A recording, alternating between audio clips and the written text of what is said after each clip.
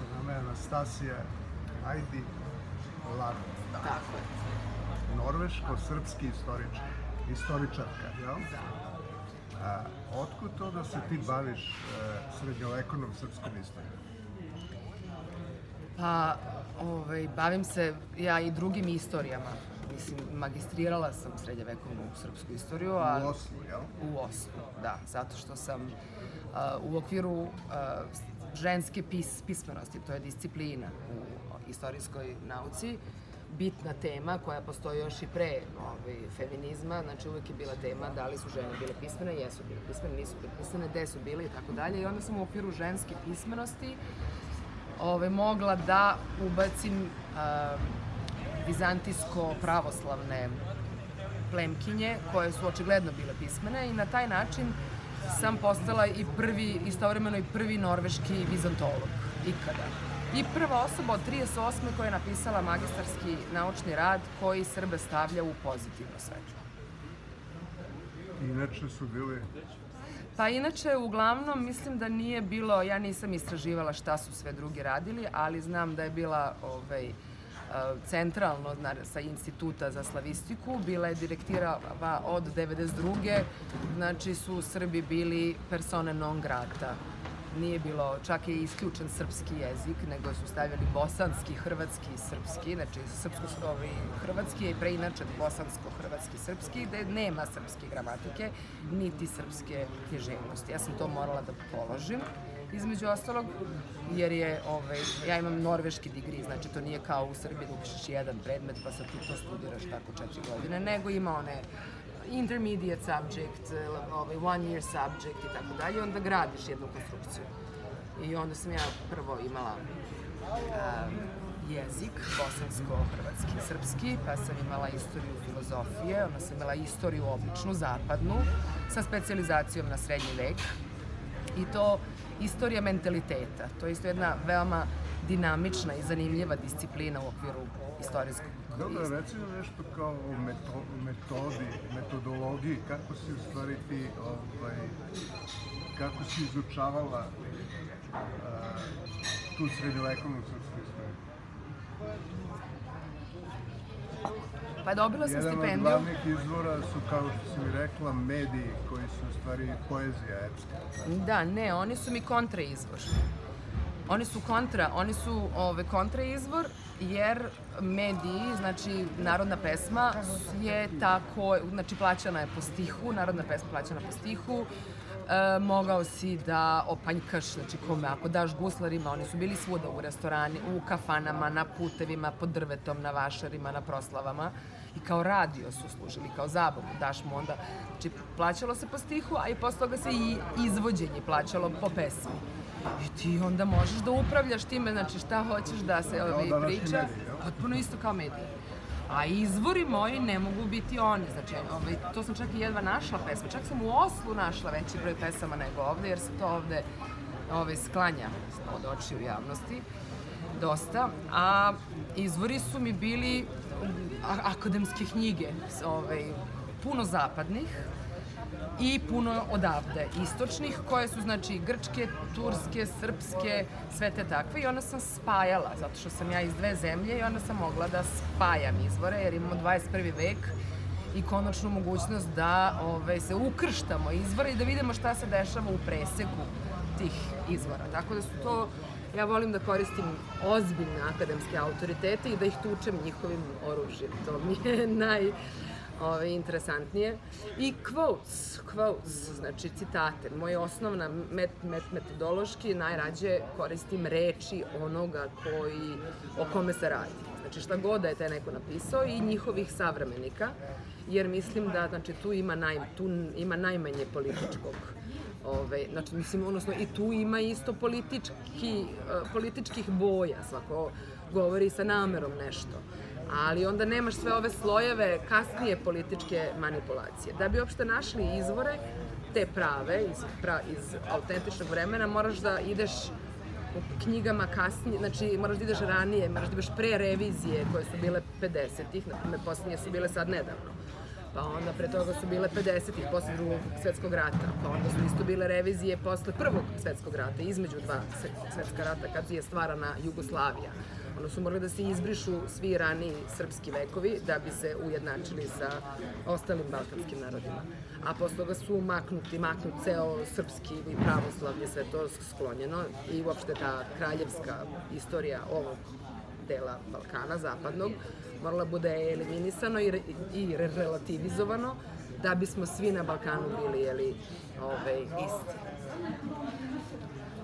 Dobro. Reci nam tu priču o Profetoj Jerini. To su stvari istorije od pre 500-600 godina, sada ponavljaju. Sve je kao... Pa jako slično. Slično. Jako. Mislim, nema... Ko je bila Profeta Jerina? To ne mogu da odgovorim tako ko je ona bila, a da ne pričam sat vremena o tome. Ko je ona bila? Irina Kantakuzenos, iz jedne porodice veoma važne, aristokratske, carske porodice. I otkud ona? Solunu, oni su znači bili u Solunu jer su bili prognani iz Carigrada 1381. Jel mogu samo izvini radim intervju? Dobro. Znači ona je bila Irina Kantakuzenos iz jedne porodice carske, carigradske, koja je se pomerila u jednom momentu kad su radim intervju pa samo si mi bio glasan. Zato, samo to. Hvala ti. Znači, Irina Kantakuzenos je jedna plemkinja iz visoke vizantijske aristokratske porodice koja se borila za, znači u dugim linijama borila se za opstanak pravoslavlja i protiv pokatoličenja i protiv ekumenske unije. Znači, oni su ultra pravoslavna frakcija u tom raskolu između prounionista i antiunionista. Udata je za Đurđa Brankovića isključivo iz tih pobuda, jer je, znači, Brankovići su takođe staro plemstvo u Srbiji koji su opanjkali u medijima. Znači, urađena je zamena teza. Tajkuni koji su bili bliski s narodom i sa medijima su trovali. Vuk Branković izdao ovako, onako, a zapravo su Hrebeljanovići bili tajkunsko plemstvo u tom smislu, jer Milica je bila iz bočne loze Nemanjića davno, ko zna koje koleno. Car Lazar, on je bio generalski sin od generala i onda je dobio... Bio je vispren, pametan mladić i onda je car Dušan. Mislim, on je samo proglašen kralj Dušan. On je rekao Hrebelju, kao, vidi, dobar ti ovaj mali, ako hoćeš možeš da mi ga daš ovde kod mene na dvor, mi ćemo da ga obrazujemo, posle ako mu se pokaže kao dobar naći ćemo mu neku ženu plemenitu i dobit će titulu. I znači oni su ipak, moramo reći, plemstvo koje nije pravo plemstvo. I isto kruna koju je njihov sin Despot Stefan dobio, ona je bila falš. Ona je bila lažna. 1402. dobio lažnu titulu.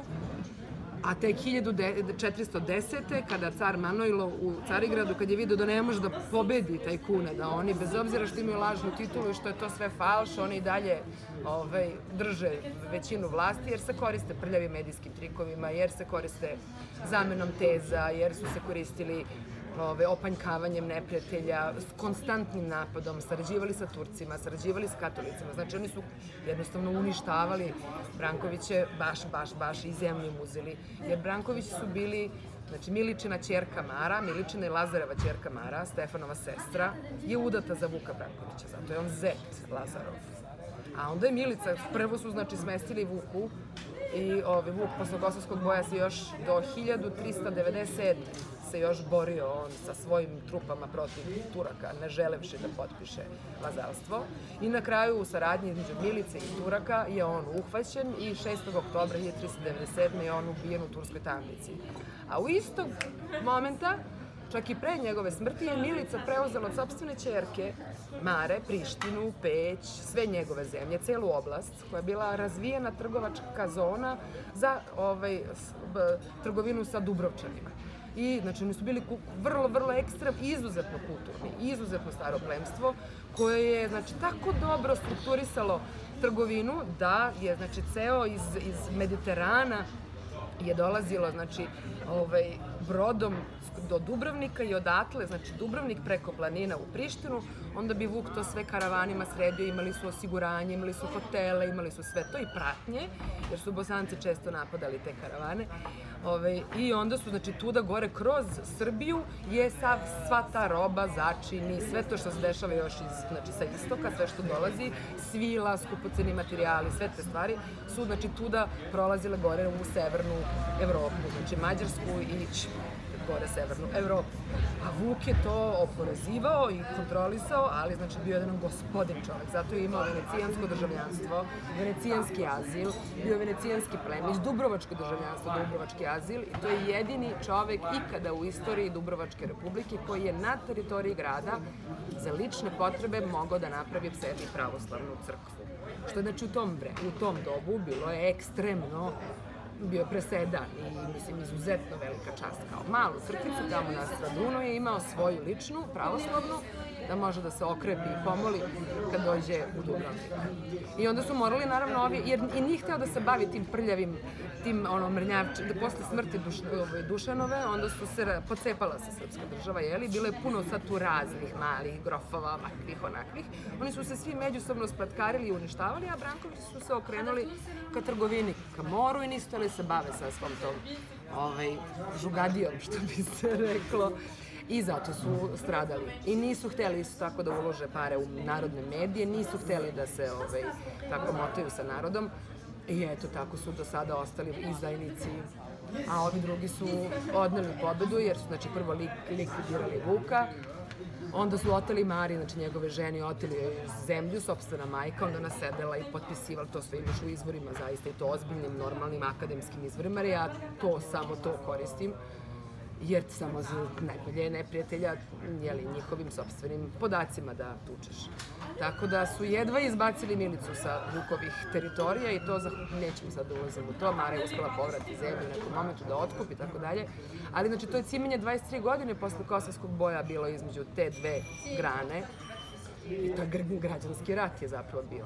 Kada su, znači, nastali. I onda posle toga, pošto Miličin sin Stefan nije imao dece, uopšte, onda je Mara, majka, njegova sestra, sredila da, znači, on usvoji Đurđa.